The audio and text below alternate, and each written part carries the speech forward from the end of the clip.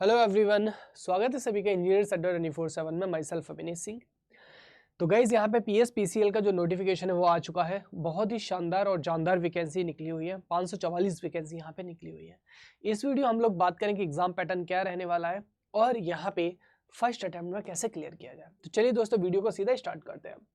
तो गाइज यहाँ पे सबसे पहले अपन डिस्कस करेंगे एग्जाम पैटर्न के बारे में। तो जो एग्जाम पैटर्न है गाइज यहाँ पे 70+30 में डिवाइड है। 70+30 में डिवाइड है ना। तो 70% आप देख रहे हैं कि यहाँ पे कितना हमारे पास में टेक्निकल डोमेन से क्वेश्चन है और जो नॉन टेक है, नॉन टेक से हमारे पास में 30% क्वेश्चन है। यानी कि टोटल क्वेश्चन हमारे पास में कितने हो गए? 100 क्वेश्चन है। 100 में से 70 आपके हैं टेक्निकल डोमेन से और 30 जो है नॉन टेक से ना। तो ऑब्वियसली बात है कि यहाँ पे टेक्निकल का बहुत ज्यादा रेशियो हाई है। क्वेश्चन पेपर यहाँ पे 100 नंबर यानी कि 100 ऑब्जेक्टिव क्वेश्चन होंगे। एक क्वेश्चन 1 नंबर का होगा, जिसमें से निगेटिव मार्किंग कितना है? 1/4 है ना, यानी कि 1/4 की निगेटिव मार्किंग है। ओके, 120 मिनट आपको दिए जाएंगे 100 क्वेश्चन को करने के लिए। कितने? 120 मिनट दिए जाएंगे, यानी कि 2 आवर्स दिए जाएंगे आपको क्वेश्चन को, मतलब पूरे पेपर को सॉल्व करने के लिए। तो ये हमारे पास में एग्जाम पैटर्न आ गया। अब अपन बात करेंगे दोस्तों कि हमारे पास में प्रिपरेशन स्ट्रेटजी क्या होनी चाहिए, सो दैट हम फर्स्ट अटेम्प्ट में यहाँ पे एग्जाम को क्लियर कर जाए। देखिए, किसी भी एग्जाम को क्लियर करने का सबसे पहले ब्रह्मास्त्र जो होता है, हमें सिलेबस पता होना चाहिए। सिलेबस के ऊपर मैंने ऑलरेडी वीडियो किया है चैनल पे, आप देख लीजिएगा, डिटेल सिलेबस किया है वहाँ पे। और दूसरा, प्रीवियस ईयर क्वेश्चंस पता होना चाहिए। तो यहाँ पे अगर हमें पता चल जाए कि हमारे पास में PYQ क्या है, प्रीवियस ईयर क्वेश्चंस, और प्लस आपका सिलेबस पता चल जाए, है ना। तो यहाँ से आपको क्या पता चल जाएगा कि जो एग्जाम का लेवल है, एग्जाम का लेवल पता चल जाएगा। अब यहाँ पे हमारी जो प्रिपरेशन ये हमें स्टार्ट करनी है। सर यहाँ पे जर्नी कैसे स्टार्ट करें, ये सबसे बड़ा टिपिकल क्वेश्चन है।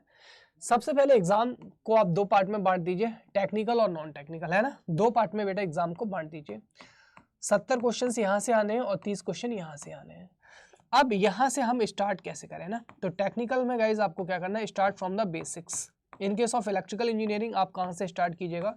नेटवर्क से स्टार्ट कीजिएगा। नेटवर्क, जिसे आप बेसिक इलेक्ट्रिकल भी कहते हैं, नेटवर्क, या फिर जिसे आप क्या बोलते हैं गाइस, बेसिक इलेक्ट्रिकल भी बोलते हैं। आप यहाँ से स्टार्ट कीजिएगा, ठीक है। अब देखो यहाँ से स्टार्ट करेंगे और कैसे आपको पढ़ना है। जैसे नेटवर्क आपने स्टार्ट किया और नेटवर्क का जो फर्स्ट यूनिट है ये आपने पढ़ा, that is the basic electrical, है ना। यानी कि जो बेसिक्स है, बेसिक्स आपने पढ़े। बेसिक्स में क्या क्या आ गया हमारे पास में? जैसे यहाँ पे टाइप्स ऑफ सप्लाई है, एलिमेंट्स की डेफिनेशन है हमारे पास में, है ना। स्टार डेल्टा कन्वर्जन है, नोडल एनालिसिस है, KCL KVL, power and energy calculation, ये बेटा आपने पढ़ लिया। ये पढ़ने के बाद में आप इस पे क्या लगा लीजिएगा, इसके ऊपर MCQ लगाओ और यहाँ पे प्रीवियस ईयर क्वेश्चंस आप लगा के देख लीजिए ना। ये अवेलेबल नहीं है टॉपिक वाइज, तो MCQ लगा लिए। अब आपने MCQ लगाया, अब यहाँ पे देखिए कि कितने आपके सही हुए, कितने आपके गलत हुए। ये सही हुए तो क्यों हुए, गलत हुए तो क्यों हुए, हर एक ऊपर क्या लगा दीजिए, क्वेश्चन मार्क लगा दीजिएगा, है ना। क्या यहाँ पे मेरा कॉन्सेप्ट अच्छा था इसलिए सही हुआ, या फिर यहाँ पे मैंने तुक्का मार दिया इसलिए सही हुआ। अगर आप इतना कर लेते ना, यकीन मानिएगा आप अपने जीवन की सबसे बड़ी जो खामी है उनको नेग्लेक्ट कर देंगे। सही हुआ तो क्यों हुआ, गलत हुआ तो क्यों हुआ। इससे क्या होगा कि जो बेसिक्स वाला यूनिट है, जितनी भी तुम्हारी माइनर मिस्टेक्स होंगे ना, वो सारी की सारी बाहर निकल के आ जाएंगे। जितनी भी आपकी मिस्टेक्स होंगी वो सब के सब कहाँ आ जाएंगे, आपके बाहर निकल के आ जाएंगे। तो अब जैसे सारे के सारे बाहर निकल के आ गए, दोबारा टॉपिक पे जाओ। ये जो बेसिक्स वाला यूनिट है ना, बेसिक्स वाले यूनिट पे आप दोबारा जाइए। दोबारा जाके देखो क्या क्या गलती हुई थी, क्यों गलती हुई थी, उनको नोट कर लिया और उनको रेक्टिफाई कर लिया। अब आपका जो यूनिट है ये मजबूत हो गया, ये मजबूत हो गया। उसके बाद आप कहाँ पे चले जाइएगा, सेकंड यूनिट पे चले जाइएगा। इस तरीके से थर्ड फोर्थ इस तरीके से चले जाइएगा, ठीक है ना।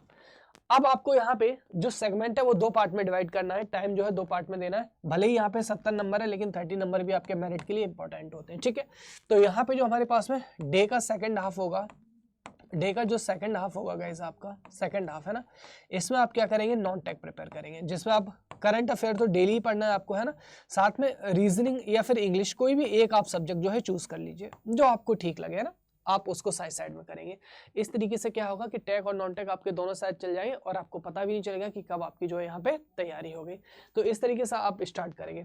तो जब आपका बेसिक इलेक्ट्रिकल यानी कि नेटवर्क कंप्लीट हो जाए, उसके बाद में मशीन या फिर पावर सिस्टम स्टार्ट कीजिएगा। सिमिलरली उसके भी प्रीवियस ईयर क्वेश्चंस और MCQ लगाइएगा, आपको पता चल जाएगी सारी चीजें ना। फिर जब सारा सिलेबस कंप्लीट हो जाए, धड़ल्ले से जो प्रीवियस ईयर क्वेश्चन है वो लगाओ। अब जब प्रीवियस ईयर क्वेश्चन आप लगाओगे तो वहां से ये देखो कि अब हमारी गलतियां कहाँ हो रही है ना। पूरा सिलेबस कंप्लीट कर लिया, अब देखो जो मिस्टेक्स थी बेटा, मिस्टेक्स हमारे पास कहाँ हो रही है ना, जो आपकी मिस्टेक्स थी, मिस्टेक्स कहाँ हो रही है, जहाँ पर भी मिस्टेक हो रही है उनको रेक्टिफाई कीजिएगा और अगेन एंड अगेन रिवीजन कीजिएगा। क्या कीजिएगा? अगेन एंड अगेन, यहाँ से जो रिवीजन है अगेन एंड अगेन रिवीजन करो, सो दैट आपकी जो मिस्टेक्स है वो क्या हो जाएंगी, आपकी एकदम अवॉइड हो जाएंगी। ठीक है। दूसरा यहाँ पे गाइस देखिए, लेवल ऑफ एग्जामिनेशन, ये सबसे इंपॉर्टेंट रखता है। क्या यहाँ पे न्यूमेरिकल बहुत ज़्यादा आने वाले हैं? क्या यहाँ पे जो न्यूमेरिकल है, न्यूमेरिकल बहुत ज़्यादा आने वाले हैं, या फिर जो क्वेश्चंस हमारे पास में कैसे आने हैं, थ्योरी वाले क्वेश्चंस आने हैं, ये बहुत ज़्यादा यहाँ पे इम्प्रूव हमारे पास में मैटर करता है। देखो यहाँ पे जो न्यूमेरिकल्स होंगे गाइस वो कितने होंगे, आपको 30% आपको एग्जाम में न्यूमेरिकल देखने को मिलते हैं ना। और ये जो न्यूमेरिकल है वो कैसे होते हैं गाइस, मॉडरेट होते हैं ना। कैसे होते हैं गाइस हमारे पास में, मॉडरेट लेवल के होते हैं, यानी कि सीधे सीधे फॉर्मूला बेसिस या सर्किट में करंट वोल्टेज पावर की कैलकुलेशन को आपको देखने को पड़ते हैं।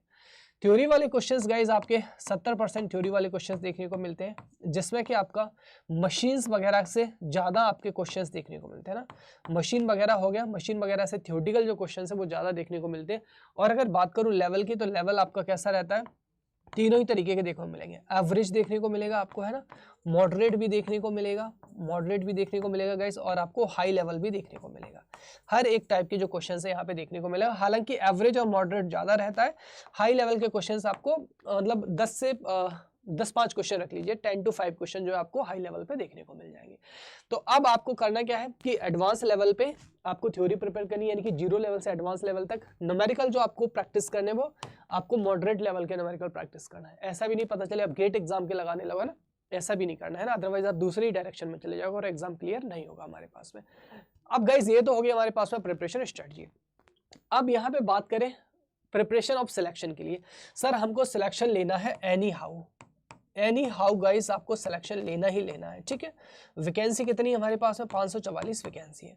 देखो प्रिपरेशन के दो मोड है यहाँ पे, प्रिपरेशन करने के दो मोड है, एक तो सेल्फ और दूसरा है अंडर गाइडेंस। अगर तुम्हें लगता है कि तुम सेल्फ कर सकते हो, वेल एंड गुड, कर लीजिए। लेकिन अगर तुमको थोड़ी सी भी शंका है ना कि मेरे कॉन्सेप्ट अच्छे नहीं है, आपको करना क्या है, अड्डा 24/7 पे जाइएगा। यहाँ पे ऑल कोर्सेज में जाइएगा, AJE एग्जाम में अपनी इलेक्ट्रिकल ब्रांच सेलेक्ट कीजिएगा, सिविल से है तो सिविल सेलेक्ट कर लेंगे, PS PCL पे चले जाइए। ठीक है।